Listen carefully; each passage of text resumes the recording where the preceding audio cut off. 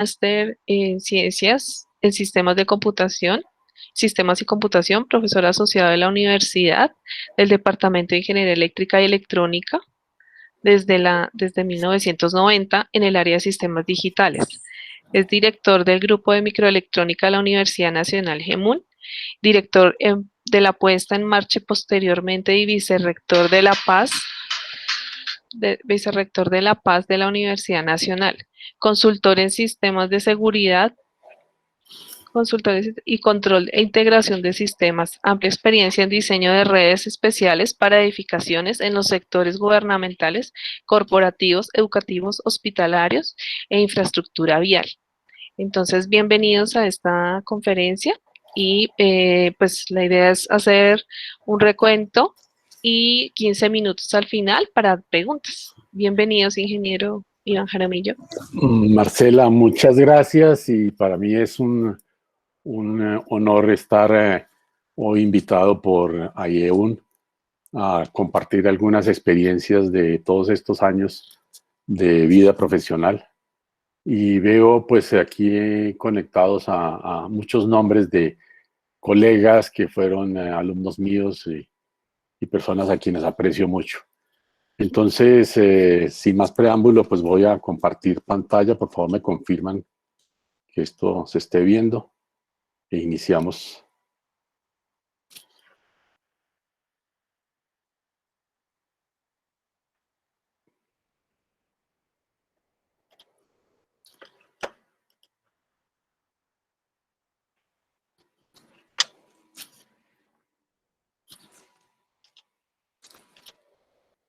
¿Me confirman si la están viendo la presentación? Sí, lo estamos viendo, ingeniero. Gracias. Ok, muchísimas gracias. Bueno, entonces, el nombre que le he dado a esto son instalaciones especiales para edificios verdes. El tema verde es el tema de hoy, el compromiso con el medio ambiente que todos tenemos que compartir y realizar en nuestro desempeño profesional. Pues ya me conocen y allí está mi correo, ijaramillo.j@unaleduco. Si tienen alguna inquietud, si después quieren que les envíe la presentación, por favor me escriben y con mucho gusto compartimos este material o cualquier inquietud que tengan. La idea pues es presentar un poco estas nuevas tendencias de lo que llamamos estos edificios que son compatibles con el medio ambiente, algunas fuentes de generación de energía renovable, por qué definimos qué es lo que hace que un edificio sea verde, algo de normas, las clasificaciones de las edificaciones, y luego pues hablaremos un poco de esa infraestructura interna, de las redes y de la convergencia de las mismas para prestar servicios. Finalmente, miraremos algo de certificaciones y algunas conclusiones y algunos temas que quedarán de reflexión para todos nosotros. Entonces, sin más preámbulos, pues iniciaremos con que un edificio verde es conocido como un edificio sostenible. El medio ambiente se volvió un tema en los últimos años en el cual estamos muy comprometidos. Los gobiernos tienen un compromiso muy grande, dado que hemos hecho con el desarrollo mismo de la tecnificación, hemos cometido muchísimos errores y obviamente pues lo pagamos, ¿no? El medio ambiente sufre todas estas alteraciones y parte es lo que estamos viviendo. El tema de estas pandemias pueden ser también una consideración de un hecho que sea inicialmente arraigado a los cambios ambientales. Entonces, pues el objetivo es que estas estructuras de estas edificaciones sean y tengan procesos que sean responsables ambientalmente y sean eficientes en el manejo de los recursos. Principalmente, trabajamos con objetivos orientados hacia la gestión eficiente de la energía y el agua y obviamente otros recursos naturales, como son muchos de los materiales con los cuales realizamos la construcción de los mismos. Pensamos inicialmente en que deben garantizar una protección de la salud y la seguridad de los integrantes y de las personas residentes dentro de la edificación, y obviamente que estas personas tengan un compromiso con la reducción de los desperdicios y la polución y la degradación del medio ambiente. Vemos acá algunas consideraciones iniciales de lo que puede ser conceptualmente un edificio verde. Zonas en donde tengamos aprovechamiento de la energía solar, pero también utilizamos materiales para generar aislamientos adecuados, manejo de fuentes alternas de energía, como pueden ser paneles fotovoltaicos, sistemas eficientes de iluminación, donde saquemos un mayor provecho de las fuentes naturales de iluminación, manejo del agua, manejo de los residuos, manejo de aguas lluvias, es decir, un conjunto de estrategias que me permitan hacer un uso adecuado de las condiciones ambientales y optimizar el confort interno al interior de la edificación. Entonces, inicialmente, esta conceptualización se basa en la definición inicial de mirar cómo se construye un edificio, ¿no? Mirar minimizar el impacto ambiental ocasionado durante todo el ciclo de vida del edificio, desde su concepción hasta el momento en que se decide demolerlo. Esto tiene que ver, obviamente, con el sitio donde se encuentra, las condiciones de deforestación que hay alrededor de ello, las zonas verdes, lograr esa convivencia entre una edificación y un medio ambiente alrededor de ella, ¿no? Entonces, esto a veces no es tan fácil, a veces vemos que en muchas ocasiones hay procesos de deforestación muy grandes con simplemente la meta de construir grandes edificaciones, y después no hay un replanteamiento de esta arborización, por ejemplo, que se haya retirado de una zona. La idea es utilizar elementos naturales que nos permitan optimizar las características físicas del edificio, ¿no? Y obviamente, pues, aprovechar el manejo de las sombras, la cantidad de luz externa, el manejo de los vientos, para, obviamente, conseguir un confort interno adecuado. El otro punto importante, pues, obviamente, es esa eficiencia del consumo de energía. Este es uno de los grandes retos. Sabemos que el mundo tecnológico actual pues ha tenido grandes retos desde el punto de vista del manejo de energía. Somos conscientes de que hemos cometido errores en pro de la industrialización y de consumir energía de una manera indiscriminada. Hoy en día somos conscientes de que tenemos que reducir esas fuentes no naturales que nos permiten la generación de energía. Es así como tenemos que proporcionar elementos que aíslen a la estructura del clima externo y optimicen, por ejemplo, el tema de la iluminación natural. Hay que utilizar, por ejemplo, materiales de tipo pasivo que permitan redireccionar el calor externo y proporcionar una iluminación sin necesidad de utilizar elementos activos.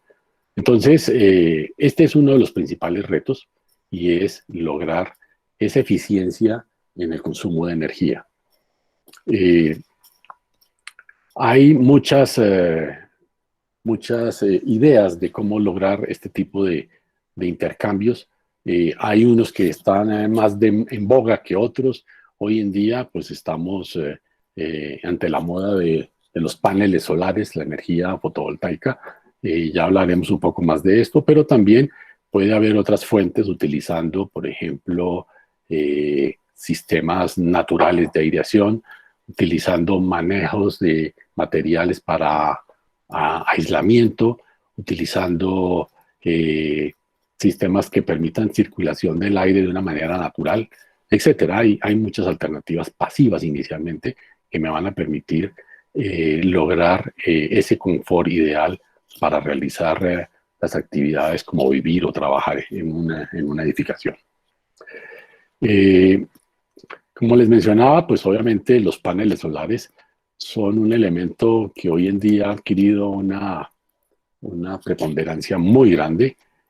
Cada vez estamos usando más, cada vez hemos visto que este tipo de componentes está teniendo un mayor uso. Estamos trabajando en eficiencias que hoy en día redondan alrededor del 28%. Los costos, asimismo, pues han venido bajando y estamos ya generando una serie de normas por parte de las empresas distribuidoras de energía que me están permitiendo recibir los sobrantes que tengo en un momento dado en una instalación con paneles solares. Así que este es el mundo de hoy, el mundo en donde este tipo de componentes, y dependiendo también de las zonas geográficas, pueden brindar un ahorro muy importante. Entonces, desde ese punto de vista, todo es benéfico. Pero, pues, los paneles tienen todavía algunos inconvenientes. Son estructuras basadas en una celda en donde está construida la mayor cantidad de sus componentes a partir del silicio sobre una superficie de aluminio con unas cubiertas de tipo que pueden ser algún tipo de vidrio también, frutos de silicio. Entonces, el gran componente de estos elementos es el silicio. El silicio tiene muchos inconvenientes. O sea, aunque es un elemento absolutamente abundante y muy económico sobre la superficie de la Tierra, pues los procesos de fabricación del silicio son altamente contaminantes y también pueden generar grandes problemas de ocasionar problemas de salud sobre la gente que está cercana a estos procesos de fabricación. Entonces, hay algunos estudios que analizan el impacto de la energía utilizada en la fabricación de un panel solar versus la cantidad de carbono generada en la producción del mismo. Y pues digamos, llegan a que básicamente es exactamente lo mismo, lo que puede generar versus los kilovatios hora generados con respecto a la cantidad de kilogramos de dióxido de carbono emitidos en los procesos de fabricación. Hay varias ciudades en China en donde pues tenemos las grandes fábricas de estos paneles solares y son ciudades en donde tienen altísimos niveles de contaminación sobre sus ríos, precisamente a raíz de que no han sido absolutamente cuidadosos en el manejo de los desechos, y eso es parte de los inconvenientes que tienen este tipo de comercialización masiva de un producto y una fabricación desmedida, sin tener, pues obviamente, las condiciones ambientales necesarias. Hay otras tendencias adicionales, como el manejo de la utilización de las corrientes de aire. Hay algunos edificios, como se ve aquí en las fotografías, que han hecho algunos ensayos de utilizar turbinas de viento para generación de algunos servicios, pero obviamente pues esto se puede hacer en zonas en donde tengamos fuertes corrientes de viento por encima de los 8 metros por segundo, y pues obviamente se han podido generar estructuras que han aprovechado este tipo de estructuras, pero digamos esto no es un elemento tan común como la masificación que han tenido pues obviamente los sistemas fotovoltaicos. Sin embargo, pues hoy en día también vemos que hay granjas de sistemas de generación eólica y obviamente, dependiendo de las zonas donde se implanten, pues se logran unos resultados bastante interesantes y es una energía aprovechable que es de muy bajo costo. Otros elementos adicionales es utilizar, pues obviamente, el efecto de la radiación solar para procesos de calefacción. Aquí en Colombia, o en alguna época, hace unos años, pues utilizábamos mucho calentadores de agua de tipo solar. Inicialmente, pues funcionaban bastante bien, pero pues obviamente estos son elementos que requieren procesos de mantenimiento más o menos continuos y eso es un poco algo que no estábamos tan acostumbrados a utilizar.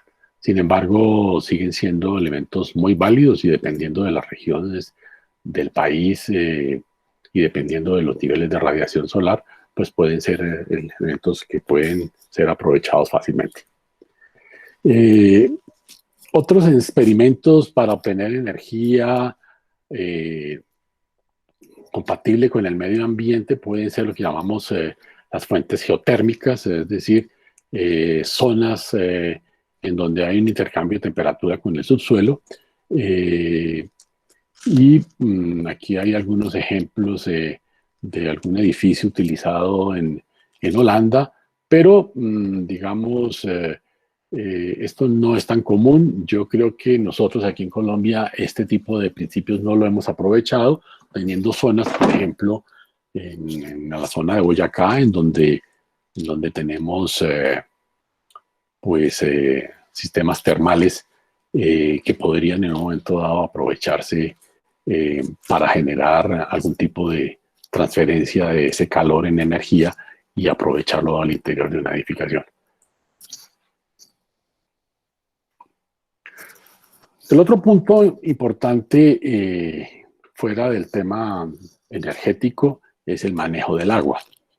El agua, pues obviamente es el recurso natural que nos da la vida y obviamente el compromiso de nosotros, los ingenieros que transformamos el medio ambiente, pues es garantizar que no se extinga este recurso, ¿no? Entonces, al interior de las edificaciones, pues debemos trabajar en reducir al máximo la demanda de agua en el edificio, evitar pues obviamente el tema del desperdicio, utilizar fuentes adicionales de agua como es el almacenamiento y utilización de aguas lluvias, reutilización de las aguas grises, utilizar sanitarios con bajos niveles de descarga, utilizar regaderas de bajo flujo y obviamente ante todo generar una conciencia en el usuario del ahorro del agua, ¿no?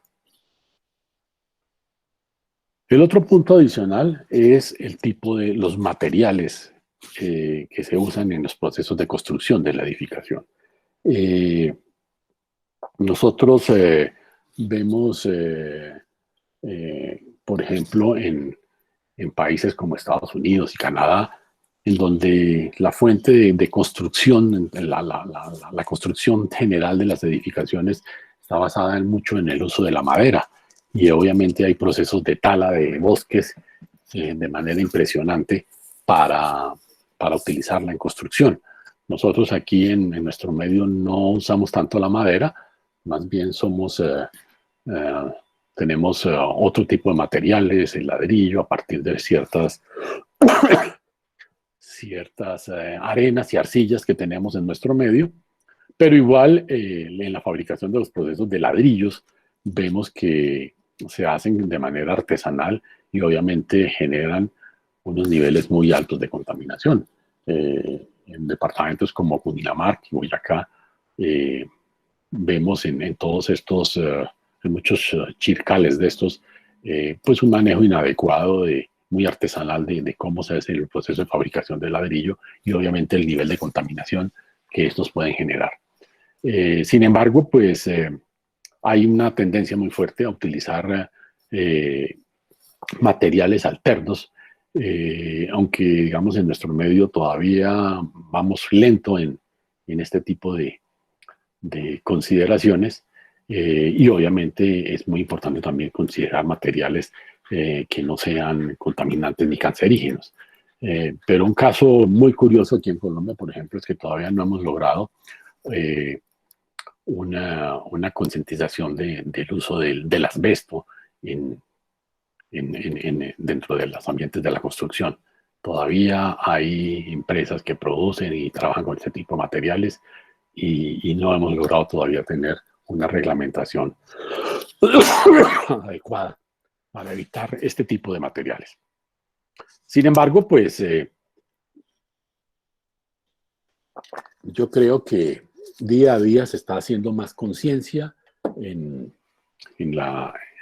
los arquitectos y en los ingenieros en el uso de nuevas soluciones de materiales que sean más compatibles con el medio ambiente.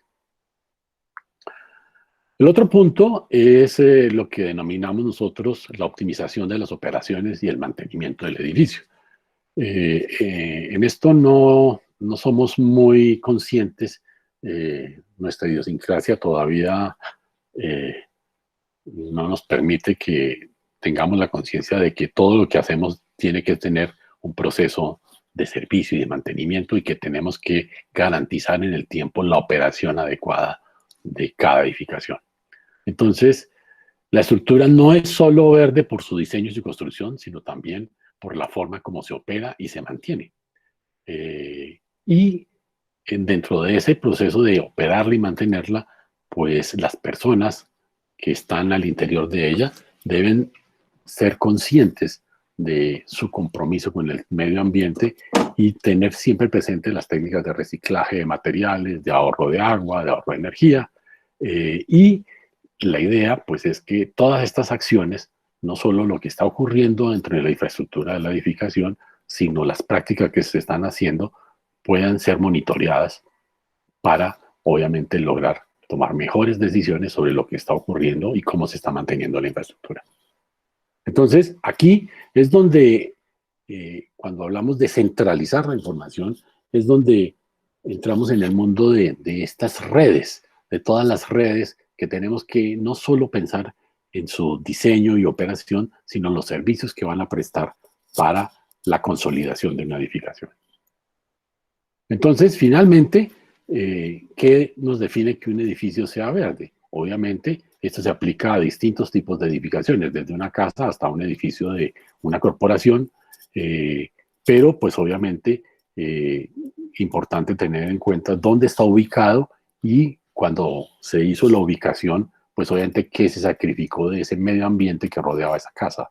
Tenemos que tener en cuenta el tema de la eficiencia en el manejo del agua, todo el tema de las emisiones de CO2 que pueda tener hacia la atmósfera esa construcción y el manejo de la energía, y además de los materiales y las condiciones ambientales propias para lograr un confort adecuado. Esos, digamos, son los elementos básicos que nos van a definir por qué un edificio es verde. Pero cuando hablamos de ese edificio verde, que requiere toda esta conjunción de operaciones, pues entonces entramos a hablar en un concepto que a partir de los años 70 se llamó los edificios inteligentes. Y a mí no me gusta el tema de edificio inteligente, yo prefiero un edificio automatizado. Ese concepto surgió en la década de los años 70, cuando hubo la crisis energética, dado que no había el petróleo necesario para la generación de electricidad y obviamente empezaron a darse cuenta de que tenían que en las grandes edificaciones empezar a utilizar sistemas para el ahorro de energía. De allí surge esta idea de automatizar las edificaciones y hoy en día pues le hemos añadido el tema del componente ambiental. Pero no es solo que tengamos un edificio que sea ambientalmente compatible con el medio ambiente, que tenga una serie de elementos de automatismo para lograr una operación y un mantenimiento adecuado, sino que tenga también unas condiciones de seguridad y de conectividad. Conectividad desde el punto de vista de los servicios que requiere un usuario para poder vivir o trabajar allí. Y seguridad, pues porque todos el criterio de una edificación, pues obviamente es preservar la vida humana y también la calidad de los bienes y servicios que se encuentran al interior de ella. Entonces, en una edificación automatizada, digamos, la podemos definir como un edificio que hay un intercambio de información, no solo de los parámetros del edificio, de sus ocupantes, de su seguridad, sino también del desempeño mismo de lo que está ocurriendo con la edificación. Es una estructura arquitectónica en donde conjugan muchas cosas que son muy importantes para el usuario: el confort, la tecnología, la seguridad y la sostenibilidad ambiental. Nosotros lo hemos vivido en este último año, en donde nos cambiaron nuestro sitio de trabajo y nos migramos a trabajar al interior de las casas, en donde no estábamos preparados para tener todas estas condiciones para lograr poder desempeñar adecuadamente nuestro trabajo. Parte de lo más crítico, aunque el confort sí lo teníamos, pero la tecnología seguramente no, es ese, ¿no? No tener esas condiciones tecnológicas adecuadas para que todos los miembros de la casa pudieran atender de manera remota sus tareas, su trabajo, etc. ¿Qué espera el usuario? Nosotros como usuarios, pues al interior de una edificación queremos un sitio de trabajo cómodo, un sitio de trabajo que tenga unas condiciones de ergonomía adecuada, que genere un confort y de esa manera pues tenga menos cansancio físico y pueda rendir más en el desempeño de mis tareas. Requiero que esa condición, ese sitio de trabajo me dé seguridad. Seguridad desde el punto de vista de que cualquier evento ajeno a la operación del edificio, la edificación pueda responder de una manera confiable ante ellas. Un temblor, un incendio, una sonada, etcétera, cualquier condición de estas. Pero igualmente requiero este tema de lo que es hoy en día y es las facilidades de comunicación dentro de un ambiente confiable que me permita desempeñar de manera adecuada y eficiente mi trabajo y con ese compromiso con el medio ambiente. Entonces, en Colombia, pues hemos sido muy lentos con respecto a los códigos y normas dentro del mundo de la construcción. Por allá en el año 1997 se generó el primer código de construcción, el que se conoce como la norma nacional de sismorresistencia NSR 10. Esto surgió después del terremoto, si mal no estoy, de Armenia, en donde pues empezamos a establecer una serie de normas con respecto a las condiciones de resistencia estructural de las edificaciones y digamos ha tenido algunas modificaciones este código. La actualmente vigente es la NSR 10, pero está alistándose una nueva modificación que esperamos que sea la NSR 21. Algunas alcaldías, en su momento el Consejo de Santa Fe, Bogotá, generó lo que se llamó el Acuerdo 2095 y básicamente en Colombia no tenemos más normas con respecto a condiciones especiales para las edificaciones. Hay un código internacional, una norma de la National Fire Protection Association, la NFPA 101, que es lo que se conoce como el Código de Seguridad Humana, que ha sido adaptado en muchos países de América y digamos es un referente aquí en Colombia para garantizar condiciones de seguridad al interior de una edificación. La NSR 10, dentro de ese mundo de la seguridad, tiene dos capítulos interesantes que hablan sobre estos temas. Uno es los títulos J y K que establecen los requisitos de resistencia y protección contra el fuego que deben cumplir las edificaciones, y el otro es definir parámetros y especificaciones arquitectónicas y constructivas tendientes a la seguridad y preservación de la vida de los ocupantes y usuarios de las distintas edificaciones. Y aquí es donde comenzamos a hablar ya de rutas de evacuación, de duración y resistencia de materiales ante el fuego, y demás consideraciones que son muy importantes para garantizar las condiciones de seguridad de una edificación. Esta norma establece, digamos, 3 categorías para clasificar las edificaciones en los niveles de riesgo bajo, medio y alto con respecto a la cantidad de pérdidas de vida. Y de acuerdo con eso, pues obviamente se dan instrucciones a los diseñadores del tipo de materiales y de resistencia de ciertos elementos, de los niveles de rutas de evacuación y demás condiciones para cumplir, pues obviamente, con estos estándares. Desde el punto de vista de el otro punto, la infraestructura, la parte de operación, mantenimiento, la parte de conectividad, entonces, hoy en día, pues ya tenemos de una manera comercial plataformas que me permiten integrar todos los componentes de infraestructura básica de la edificación. Cuando hablo de todos los componentes, inicialmente pues me refiero a los sistemas eléctricos, que son la distribución de energía, toda la parte de comunicaciones, la parte de seguridad, la parte de iluminación. En cuanto a la parte hidráulica, todo el tema de suministros, bombeos, desagües, redes contra incendios, todo el sistema de ventilación, aire acondicionado, sistemas de transporte vertical, ascensores, escaleras mecánicas, etc. Entonces, al lograr tener el monitoreo y control de todos estos elementos de infraestructura, pues obviamente podemos tener unas condiciones más fiables de operación de la edificación y a su vez, pues tener un mayor control sobre las rutinas de mantenimiento que hacemos a cada uno de estos sistemas. Todos estos elementos generan información, y esa información parte de sensores y actuadores que están distribuidos a lo largo de la edificación.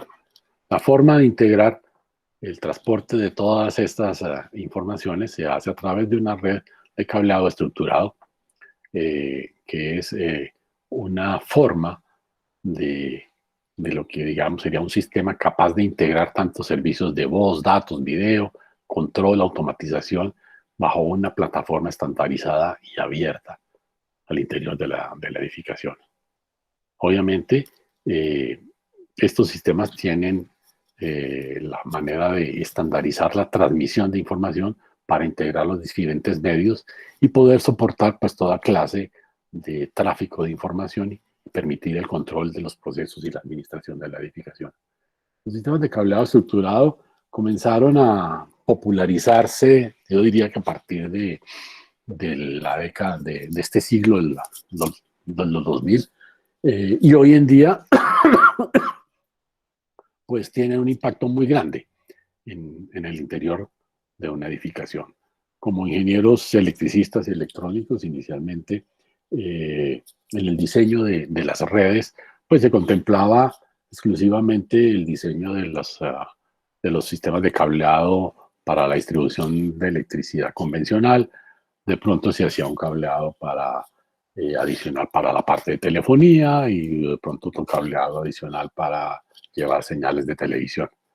Y hoy en día, pues, todo este tema del cableado, de la capacidad del cable para transmitir cada vez mayores niveles de información, ha venido integrando todos este tipo de sistemas dentro de una misma plataforma. Es así como, por ejemplo, los sistemas de iluminación. Yo diría que posiblemente son, dentro de los sistemas convencionales, los que han evolucionado de una manera más dramática en los últimos años, partiendo de fuentes incandescentes a comienzos de este siglo a sistemas de alta eficiencia con sistemas LED, en donde pues obviamente puedo llegar hasta de una manera muy sencilla, mediante sistemas de cableado estructurado, poder controlar cualquier fuente de manera independiente desde un dispositivo, un computador o un celular. Entonces, esto ha generado una transformación bien importante en la forma como diseñamos las redes internas de una edificación. Los componentes básicos de una red de cableado, pues obviamente son lo que llamamos los armarios, los racks, los paneles de conexión, llevamos los cables a través de bandejas, canaletas, tenemos dispositivos activos que llamamos los switches y servidores, y obviamente tenemos conectores y cables y conductores, y esos conductores pues obviamente digamos que podemos tenerlo en dos versiones, los cables de cobre, que llamamos par trenzado, el cual pues obviamente ha tenido un avance y un desarrollo realmente impresionante. Hoy en día tenemos cables desarrollados, digamos, a muy bajo costo para transmitir información hasta el orden de 10 gigabits por segundo. Los conductores de fibra óptica, la fibra óptica en los últimos 10 años se ha popularizado al interior de las edificaciones y es normal para nosotros tener un servicio de conectividad en nuestra casa a internet vía un enlace de fibra óptica que nos llega hasta el punto final de conexión en el televisor o donde tengamos nuestro dispositivo de enrutamiento al interior de la casa. Todos estos elementos, pues obviamente los llevamos a través de bandejas, dependiendo del tipo de cables, pues obviamente hay bandejas abiertas, tipo escalera, bandejas cerradas, en fin, ya hay una cantidad de variantes con respecto a las condiciones propias del diseño dentro de la edificación para lograr el transporte adecuado de este tipo de conductores, y si son conductores de cobre o si son conductores de fibra óptica. Varían las condiciones bajo las cuales podemos hacer este tipo de distribuciones.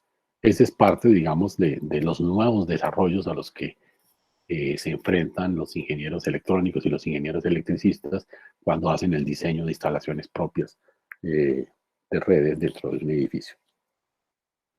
Otro de los sistemas que también ha adquirido una popularidad muy grande, pues obviamente dentro del esquema de garantizar las condiciones de seguridad al interior de la edificación, son los sistemas de detección contra incendios. Son sistemas automáticos de alarma que están diseñados para detectar la presencia no deseada del fuego mediante el monitoreo de cambios ambientales asociados con los procesos de combustión. Obviamente, la finalidad es advertir a las personas sobre la evacuación de un edificio en caso de un fuego u otra emergencia y poder solicitar, pues obviamente, servicios a las entidades de socorro para reparar la estructura y poder utilizar los sistemas asociados para la propagación del fuego y el humo. El objetivo final, pues siempre será la seguridad de las personas, la continuidad de las operaciones y obviamente la protección de la propiedad. No obstante, tenemos estos componentes que se distribuyen a lo largo de la edificación. Han cambiado también las condiciones, cómo se diseñan los espacios al interior de la edificación. Y eso es lo que hablamos como elementos de protección pasiva contra incendios, es decir, generar que inicialmente la edificación pueda defenderse y aislar la zona donde se presenta cualquier conato de fuego o cualquier presencia de humo. Entonces, aquí hemos trabajado con nuevos materiales intumescentes, materiales endotérmicos, el tema de la compartimentalización, es decir, garantizar que los espacios, si se presenta un conato de fuego, sean áreas que queden cerradas y no permitan la propagación del humo o del calor.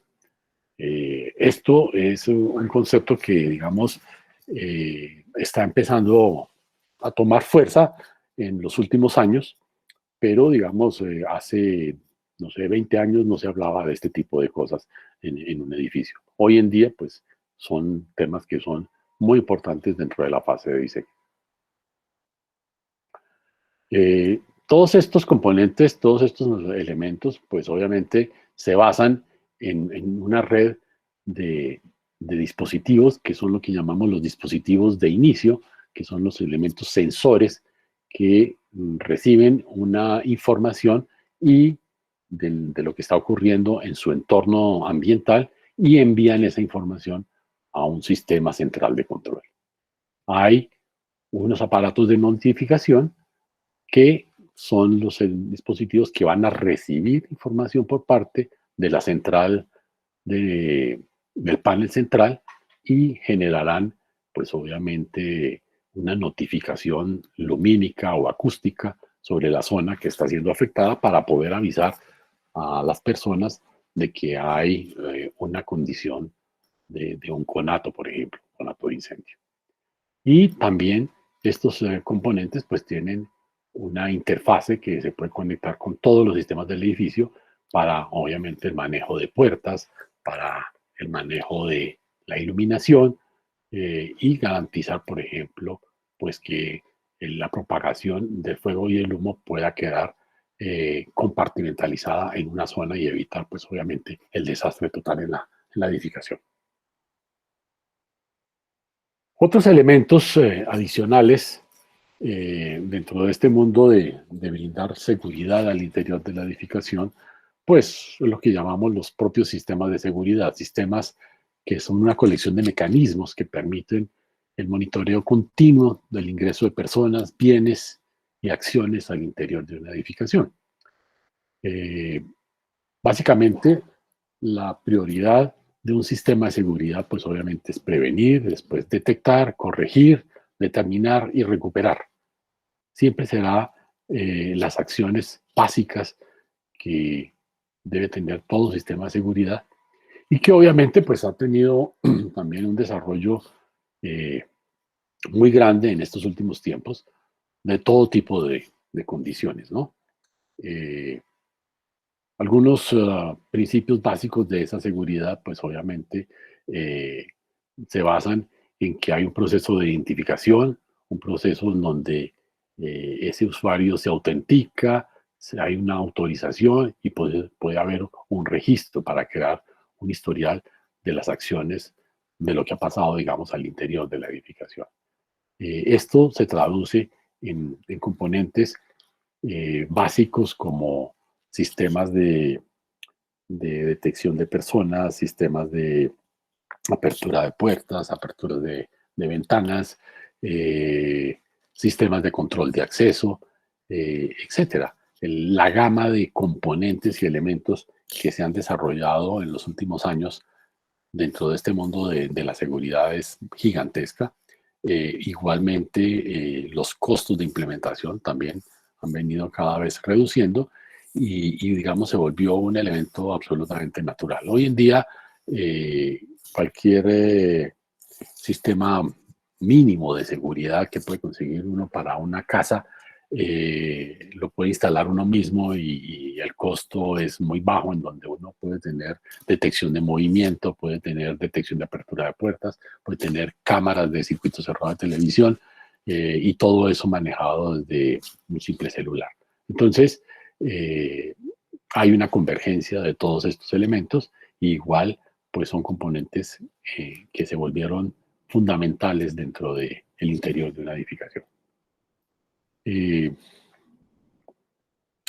Dentro de esos componentes, pues aquí hay sistemas de detección, sistemas de detectores. Esos detectores pueden ser barreras, infrarrojos, contactos magnéticos, detectores de sismo, detectores de ruptura de vidrios, detectores de humo, etcétera. Todos ellos reportan, pues obviamente, a un panel central y desde allí es donde, pues obviamente, se pueden generar las distintas acciones para garantizar la seguridad de la edificación.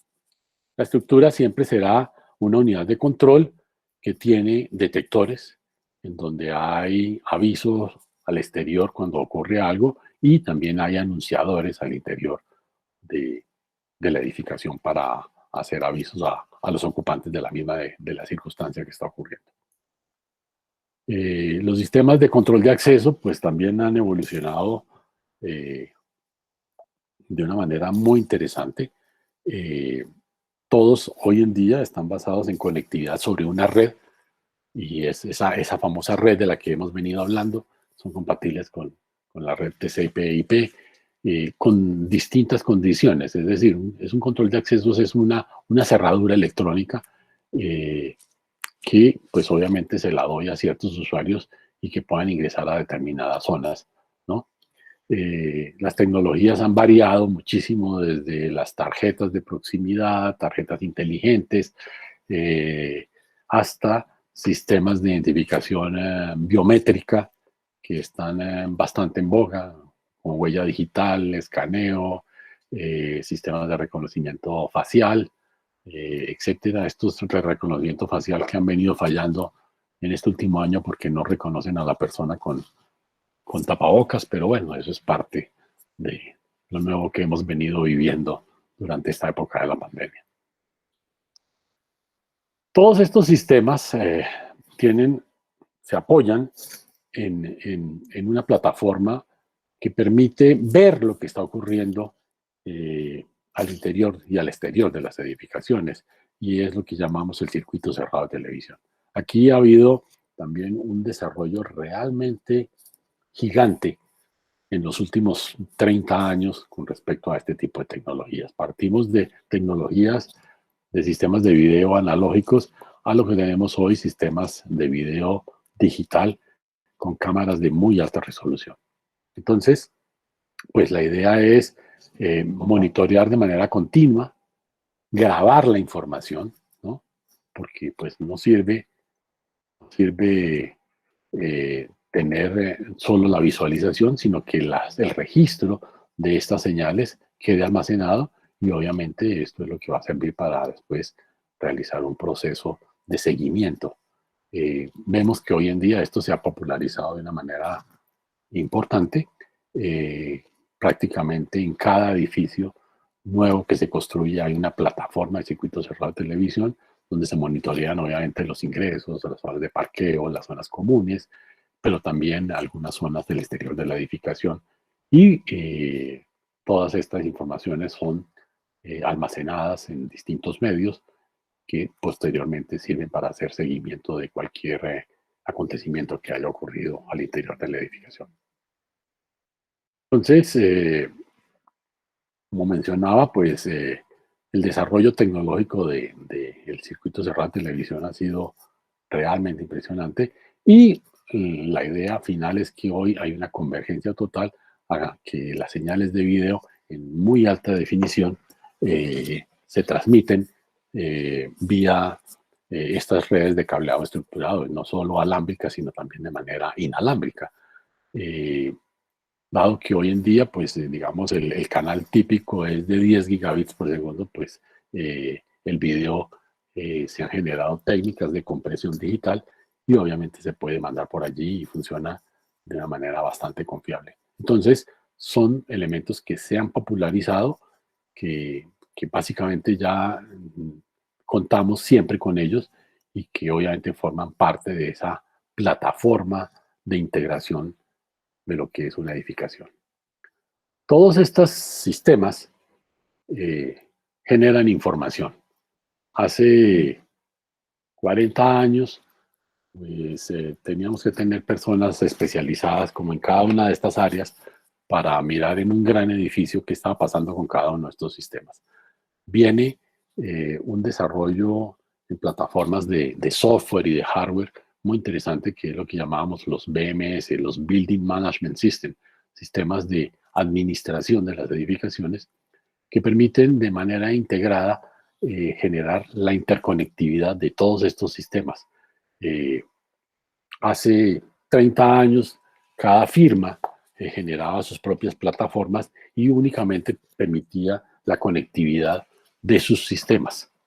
Hoy en día la tendencia es a sistemas abiertos que permitan, con protocolos abiertos, nuevamente valga la redundancia, conectar equipos de distintas marcas a una misma plataforma. Y esta es la tendencia de hoy. Entonces, estas plataformas pues me permiten integrar todos los sistemas al interior de la edificación y obviamente generar pues obviamente estrategias de funcionamiento cuando hay eventos, ¿no? Entonces tengo interacción con los sistemas de energía, iluminación, comunicaciones, todo el sistema de control de energía eléctrica, ventilación, detección de incendios, seguridad, controles de acceso, alarmas, sistemas de transporte vertical, sistemas hidráulicos, etcétera. Entonces, esta es la tecnología de hoy.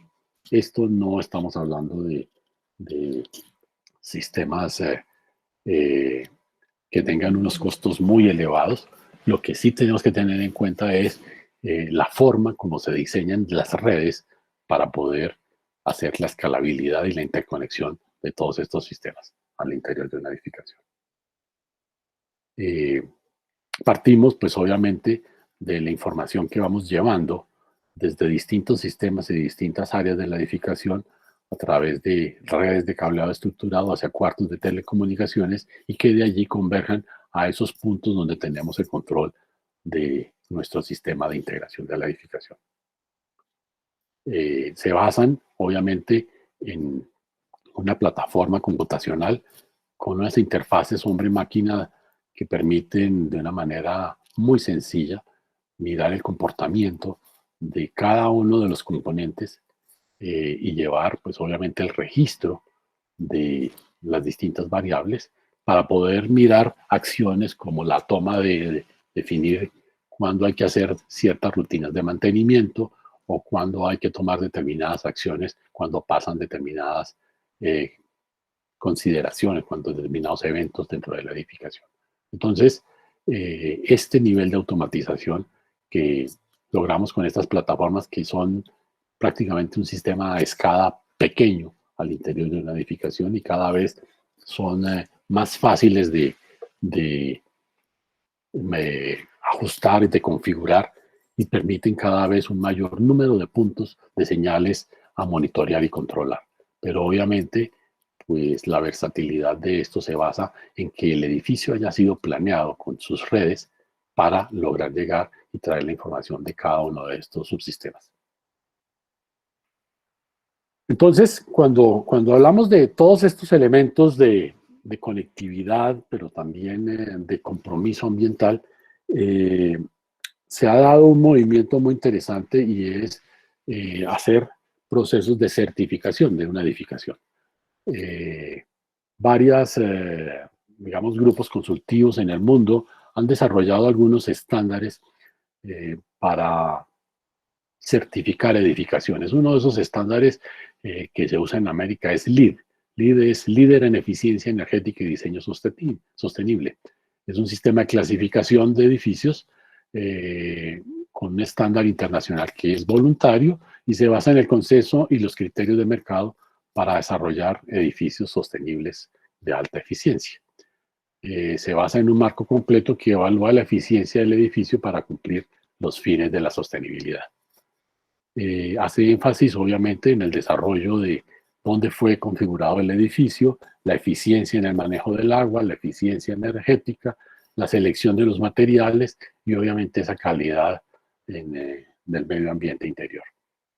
El edificio que acepte este tema de clasificación puede recibir certificaciones con distintos niveles, platino, oro, plata, dependiendo pues obviamente de cuánto es el nivel de cumplimiento de esos parámetros de compromiso ambiental con que fue diseñado y construido ese edificio.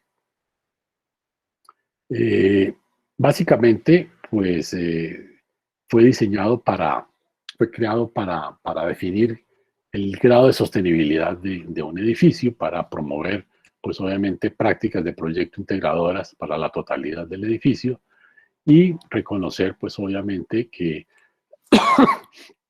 hay un liderazgo medioambiental en este entorno construido, dando, pues obviamente, ese mensaje de competencia en sostenibilidad y esperando, pues, que el consumidor final pues vea los beneficios que aportan estos edificios sostenibles, ¿no?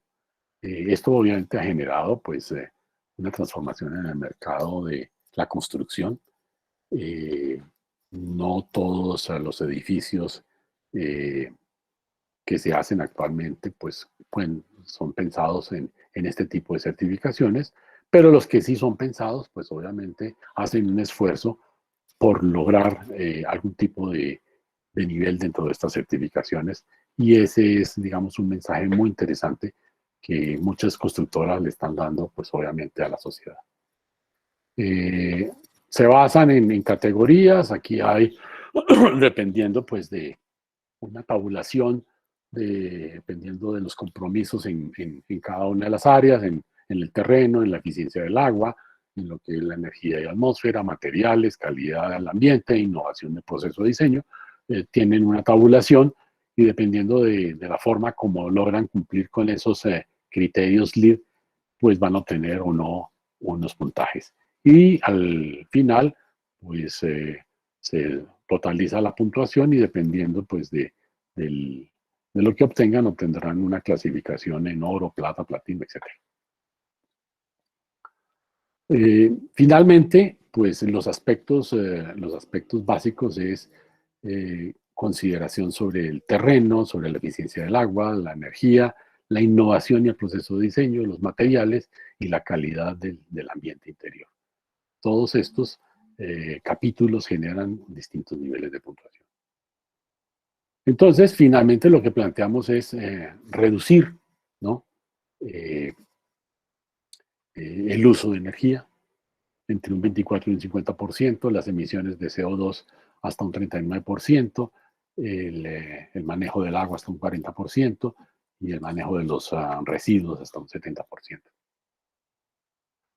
Estas certificaciones pues ha sido adoptada en Colombia, muchos países lo han adoptado, Colombia es de los que ha asumido este tipo de certificaciones, pero en el mundo hay otras certificaciones. Por ejemplo, bueno, aquí hay un ejemplo de un edificio que se construyó hace unos 5 o 6 años, es el edificio de Colsubsidio en la calle 53, el famoso Q, que queda ahí muy cerca de la Universidad Nacional.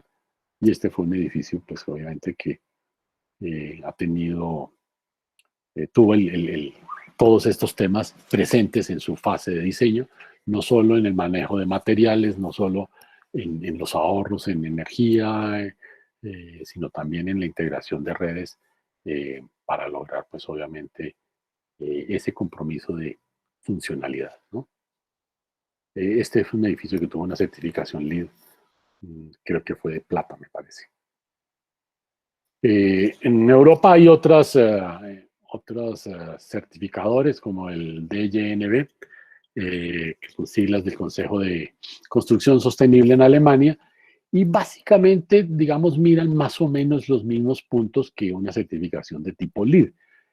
Aquí hay un elemento adicional que no tiene en cuenta LEED, y es el aspecto social, la calidad de la sociedad, es decir, tiene en cuenta a las personas dentro de este proceso de certificación, ¿no?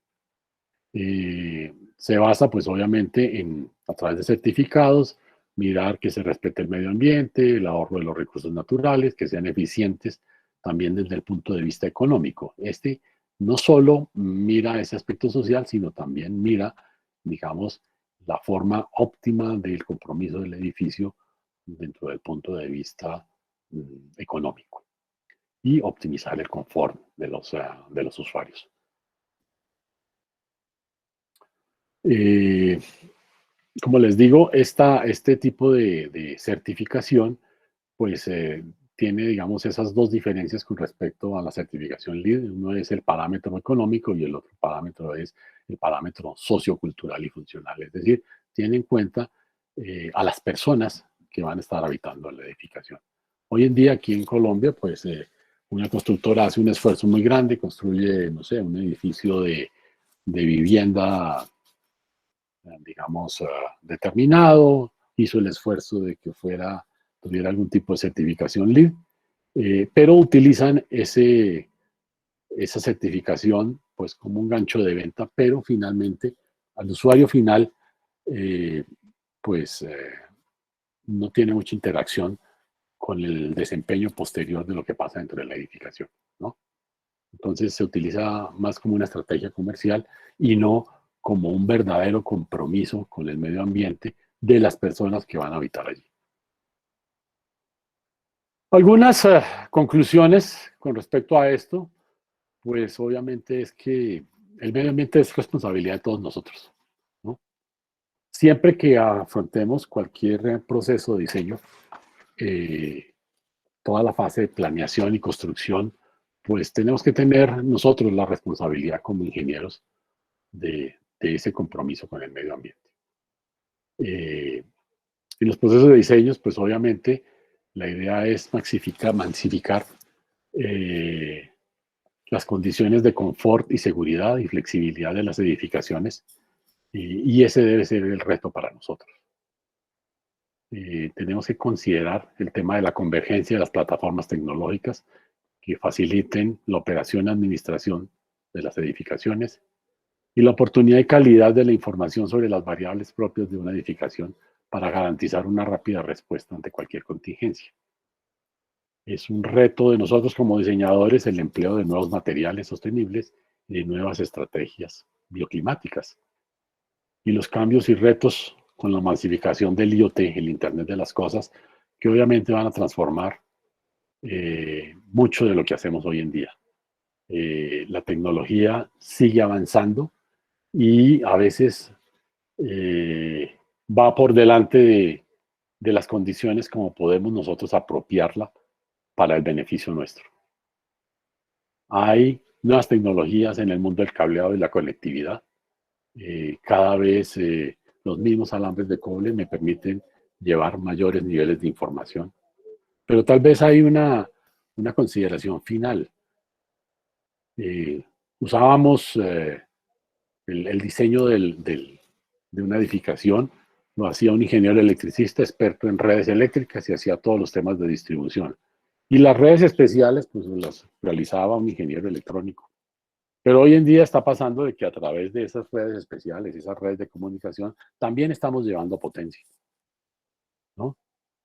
Y es un elemento muy interesante porque esa potencia hoy en día ya tenemos hasta la norma IEEE 802.3 que me permite ya transmitir hasta 100 vatios a través de las mismas redes de comunicaciones. Entonces la pregunta que me hago, y lo dejo para que lo discutamos, es, ¿será que la distribución de potencia al interior de la edificación va a llegar a ser toda en DC? Yo personalmente creo que vamos a llegar a eso, una convergencia total de esas redes, en donde por lo menos el interior de la edificación me permita de manera muy sencilla conectar cualquier componente sobre el punto de comunicaciones y tener ahí mismo su alimentación. Y esto lo hemos visto porque, hablando un poco del manejo de los residuos, el manejo del silicio, estamos abocados a nivel mundial a un problema muy grande sobre los desechos electrónicos. Eh, Apenas estamos llegando a una eh, unificación sobre, por ejemplo, los cargadores de los sistemas celulares. Pero todos en la casa tenemos, guardamos el cargador viejo del celular antiguo y tenemos ahí una cantidad de elementos eh, que después, el día que ya vemos que eso no sirve para nada, ¿cómo nos deshacemos de ese tipo de elementos? Colombia todavía apenas está de manera incipiente generando políticas para el desecho de toda esta basura electrónica. Pero, pero el mundo el problema es del mundo. El problema es qué hacemos con todo esto. No tenemos la capacidad para reciclar todos estos elementos. Y entonces yo personalmente creo que sí vamos a llegar a una unificación en donde a través de la toma conecte un solo tipo de conector que maneje potencia y que maneje el mundo de la conectividad de cualquier elemento. Lo dejaría por ahí y bueno, quisiera escuchar sus opiniones y sus comentarios. Muchas gracias.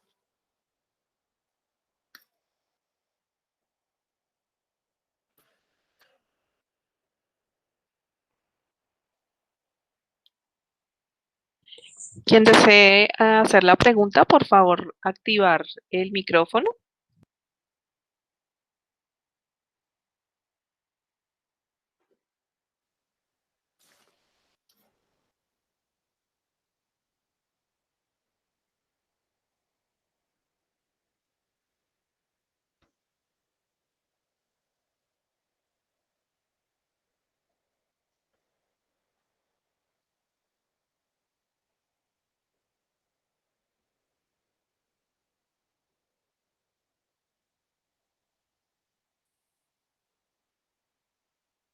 Bueno, por aquí alguien está comentando que si va a subir la conferencia. Claro, yo les enviaré los datos de la conferencia para que lo tengan. Lo mandaré para que Ivonne lo pueda distribuir.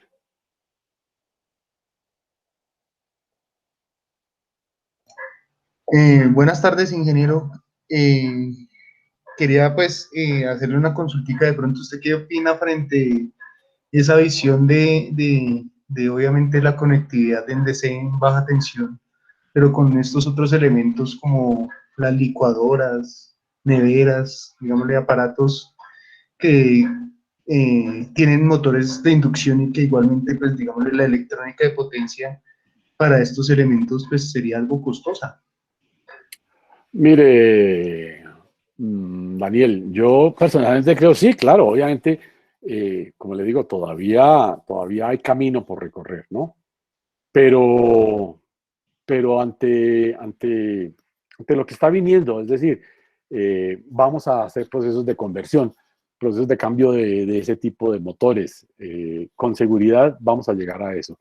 Si usted mira, por ejemplo, digamos, en una edificación, digamos, un edificio, digamos, las grandes consumos de energía lo tenemos, obviamente era uno en los sistemas de iluminación y lo otro pues eran los sistemas de lo que llamamos sistemas de fuerza, los motores para ascensores, bombas y demás.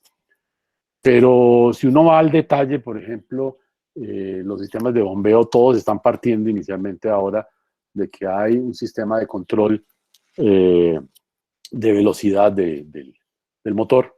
Y es todo un tema de un sistema de conversión de AC bastante complejo con una cantidad de inconvenientes que esto genera. Mientras que también tenemos el desarrollo de motores DC, motores de paso de grandes potencias y que son muy fáciles de controlar. Entonces, claro, no es de la noche a la mañana que va a aparecer esto, pero, pero para allá vamos. Yo personalmente creo que esto va a ir migrando hacia allá.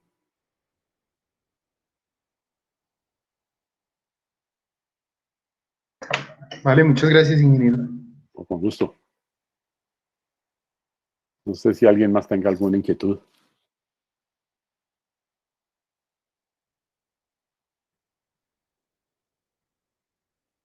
Ingeniero, ¿visualiza usted alguna opción con las galletas de silicio de los paneles solares para dentro de 30 años? Sí, yo personalmente sí creo que el sistema fotovoltaico va a seguir teniendo el impulso con que va. Esto va a generar grandes cambios y obviamente generaremos sistemas fotovoltaicos más eficientes todavía. Eh, pero pues obviamente sigue siendo la preocupación del proceso de fabricación, ¿no? Y mientras esto siga siendo en países como China, en donde pues el tema ambiental pasa un poco de agache, pero estamos generando pues problemas muy complicados. Igual tampoco se sabe cómo deshacerse de esto, aunque la vida útil de un panel puede estar entre 25 y 30 años y todavía pues no hemos llegado a esa vida útil porque es una tecnología que apenas se está empezando a masificar. Pero ¿qué va a pasar en ese momento? ¿Cómo nos vamos a deshacer de ese tipo de materiales? Eh, pero yo creo que es una tecnología que llegó para quedarse definitivamente. Y obviamente los costos van a ir bajando de una manera dramática. Entonces, pues sí, tendremos que diseñar a partir de los paneles definitivamente. Muchas gracias, ingeniero. Ingeniero Iván, en el chat hay una pregunta que dice que en Colombia aproximadamente cuántos edificios verdes realmente existen y que cuántas casas verdes. Bueno, yo el dato que conozco en Colombia, digamos, se ha hecho un esfuerzo en los últimos 5 años por parte de grandes constructoras. La clasificación máxima, es decir, el platino, creo que se le han otorgado a no más de 5 edificios. Pero sí hay, digamos, un buen número de edificios que tienen otro tipo de clasificaciones dentro del LEED. Yo diría que estaríamos hablando de unas 200 o 300 edificaciones, no mucho más de ahí. Hay otra pregunta. El ingeniero Gemino Navarro dice que no le funciona el micrófono. Dice que la normatividad en Colombia para el uso de agua gris y lluvia, ¿cuál es? Mire, no, es que la normatividad no, estamos muy atrasados en normatividad en el tema de construcción. No hay como tal unas normas muy fuertes con respecto a esto. Con respecto a la parte del manejo de las aguas grises, yo realmente no conozco que en Colombia tengamos una norma con respecto a esto. Y con las aguas lluvias tampoco. Sé que, digamos, se han hecho esfuerzos desde hace unos 10 años en manejar aguas lluvias. Algunos esfuerzos han sido fallidos. Hubo por una alcaldía de Bogotá un esfuerzo por hacer utilización de aguas lluvias para colegios. Pero pues la implementación no fue muy adecuada y obviamente fueron sistemas que tuvieron que después ir dejando por condiciones de que el agua lluvia en Bogotá es muy ácida y obviamente la implementación no fue adecuada. Pero no, yo realmente creo que no tenemos unas normas como tal que forcen a una determinada entidad a utilizar y aprovechar el agua lluvia y las aguas grises. La Universidad Nacional, por ejemplo, estableció de manera a su interior de empezar a utilizar en todos sus edificios el aprovechamiento de aguas lluvias y el aprovechamiento de aguas grises. Y es así como en los últimos, no sé, 5 o 8 años, los edificios que se han hecho transformaciones y recuperaciones y los nuevos, pues vienen ya con este tipo de sistemas. Pero es una reglamentación propia que hizo la universidad para sus construcciones. Inge, buenas noches. Con Oscar Ávila, exalumno. Qué bueno hablar con usted. Oscar, qué bueno escucharlo. Aprovecho para hacer una propaganda que no me toca a mí, pero me gustaría hacerla porque los aprecio mucho. Y una pregunta. La propaganda es con respecto a lo que preguntaron de los certificados. Lo que yo conozco de lo que he trabajado en Colombia, certificados LEED solo se están entregando para edificios como corporativos, o sea, grandes edificaciones. A nivel vivienda, no sé si hayan entregado certificados LEED para vivienda. Sé que el año pasado, aprovechando la pandemia, el Consejo Colombiano de Construcción Sostenible trabajó muy fuerte un protocolo muy autóctono, creo yo, no he estudiado mucho con ellos del tema, que se llama CASA, que es un tema de una certificación de viviendas verdes. Está más enfocado a los edificios de apartamentos grandes, de torres de apartamentos grandes, pero si están interesados con el consejo, sí les pueden ayudar a ver qué tanta certificación se puede lograr hacia una vivienda. Eso era como lo de propaganda. Y de pregunta, en el tema de iluminación, yo vengo trabajando hace 10 años, nos ha tocado muy fuerte el tema de postconsumo con Lumina y estamos a la espera de qué tan fuerte nos va a tocar con RAE, el tema del manejo de los residuos de aparatos electrónicos, con lo aliviados que estábamos con el manejo del LED, sí estamos muy asustados en cómo se viene el RAE y cómo nos va a pegar de verdad. ¿Usted cómo lo ve? ¿Qué piensa qué tanto nos puede afectar? Sí, no, definitivamente. Yo comparto su apreciación. Sobre la primera observación, sí, definitivamente las certificaciones LEED han sido para grandes edificaciones. No tengo datos de casas. Y con respecto, pues obviamente al tema de lo que viene para los desechos, pues es un tema muy complejo. Es un tema que no lo tenemos resuelto. Pero no está resuelto no solo en Colombia, es un problema mundial, ¿no? Y sí, van a venir cambios muy fuertes y obviamente los gobiernos tendrán que generar unas legislaciones adecuadas, porque este es un problema ambiental muy complicado el manejo de este tipo de desechos. Ahí la duda que me sale de eso es, normalmente nosotros como país estamos muy atrasados con respecto al tema de normatividad con el resto del mundo, pero especialmente en aparatos electrónicos, es el mundo el que está atrasado, o sea, realmente no hay como un modelo que podamos copiar y que sea eficiente, o sea, no hay una visión a nivel mundial. No, no, no la hay, no la hay, no la hay. El problema es bien complicado. Le pongo nuevamente el ejemplo de los cargadores de los celulares. Eh, se supone que deberíamos en este momento, en el 2021, tener unificado el tipo de cargador del celular. Y no lo hemos logrado. No lo hemos logrado. O sea, el mismo celular con el mismo tipo de conector le pudiera servir a todas las marcas.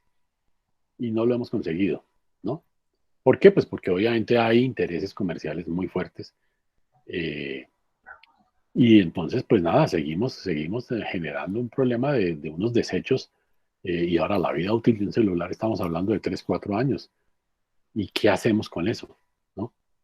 El problema no está resuelto, es un problema bastante complejo. Y bueno, yo no tengo la respuesta. Y obviamente, pues aquí en Colombia todavía estamos mucho más atrasados con este tipo de condiciones. Y apenas estamos logrando una No, pues para el manejo, para el manejo de los desechos al interior de la casa. Estamos tratando apenas de concientizar a la gente de que empiece a generar la separación de residuos para hacer efectos de reciclaje en su casa. Y obviamente esto es un problema cultural muy fuerte. Pero estamos muy, muy atrás en este tema.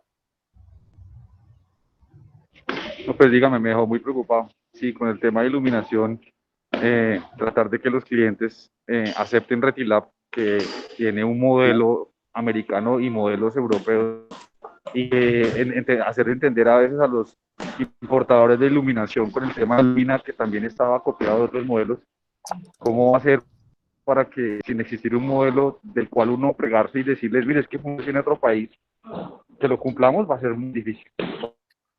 Así es, así es. El problema es complicado y obviamente es parte de lo que tenemos que hacer todos, ¿no? Presionar en cada una de nuestras actividades diarias con nuestro entorno sobre tratar de que se vaya generando, pues obviamente, conciencia sobre el problema y, digamos, de alguna manera elevar voces a los entes gubernamentales para que empiecen realmente a cometer soluciones de qué vamos a hacer con todo esto.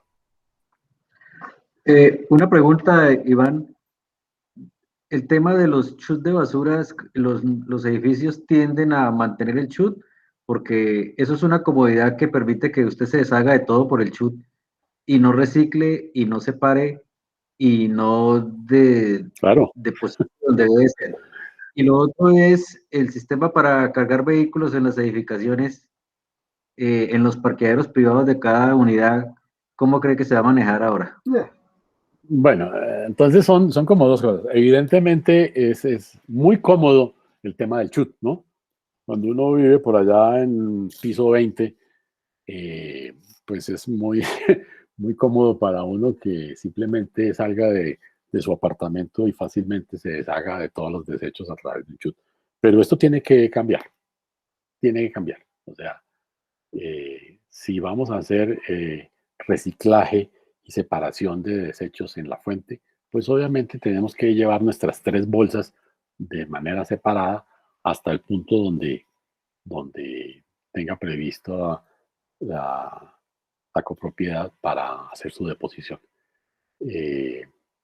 Y pues sí, tendremos que bajar hasta el sótano y encontrar el sitio donde debe estar esto previsto para hacerlo. En cuanto al tema de los sistemas de carga para los automóviles, pues esto es otra transformación gigantesca. Nosotros todavía estamos muy lentos en este tema de esta apropiación de esta tecnología, pero ciudades, por ejemplo, París tiene previsto que a partir del 2024 no van a circular dentro de la ciudad sino autos eléctricos. Punto. Y obviamente esto está llevando a las empresas a hacer un esfuerzo muy grande en todo el tema de diseño y fabricación. y fabricación, pues obviamente a costos razonables. Todavía la tecnología de los autos eléctricos es muy costosa porque obviamente lleva implícito un tema del desarrollo de las baterías, que ese es otro problema. Es decir, están tratando de buscar la solución para tener baterías que tengan cada vez mayores niveles de autonomía, pero a la vez todavía no está resuelto qué vamos a hacer cuando la batería se agota y hay que cambiarla. ¿Cómo es el desecho de ese dispositivo? ¿No? Son problemas que están ahí, abiertos. Pero evidentemente, digamos, los nuevos diseños en redes para edificaciones tienen ya que tener previstos los puntos de carga para los automóviles, definitivamente.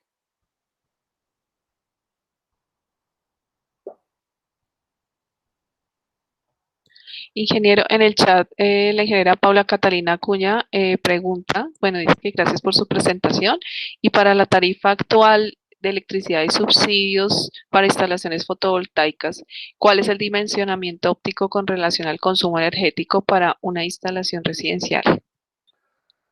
Mire, pues obviamente, afortunadamente, las empresas distribuidoras de energía, digamos, entraron en esta nueva onda y pues han generado esa reglamentación de, de que las personas que puedan tener la capacidad en su edificación de generar energía con medios como energía fotovoltaica puedan, pues obviamente, eh, devolver excedentes de energía a la red y obviamente pues van a ser restados de su factura.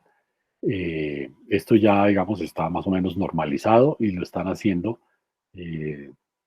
Pues obviamente conozco algunas zonas del país en donde pues claro, hay mayor nivel de iluminación solar y, digamos es más o menos común hacer este tipo de cosas.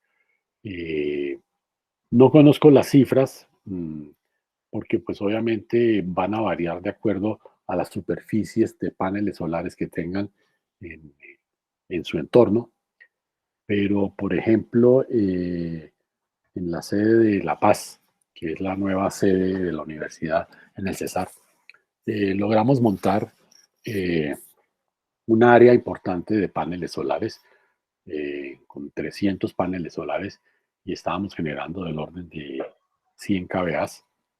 Y digamos, es un consumo realmente importante y el ahorro realmente es muy, muy fuerte, dado que pues obviamente allí todas las infraestructuras tenían que tener sistemas de aire acondicionado con unos consumos muy elevados.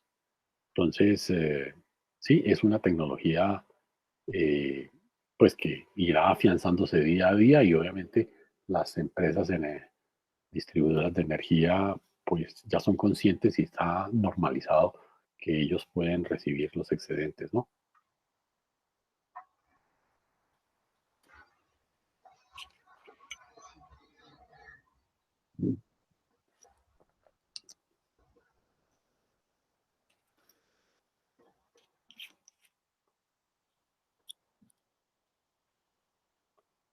No sé si haya más inquietudes.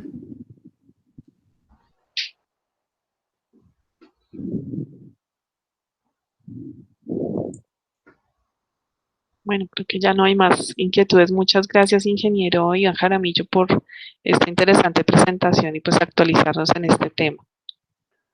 También muchas gracias a los asistentes. La conferencia pues es grabada, por lo tanto esperamos la próxima semana o la siguiente ya tenerla en la página de la asociación, al igual que las otras conferencias. Marcelo.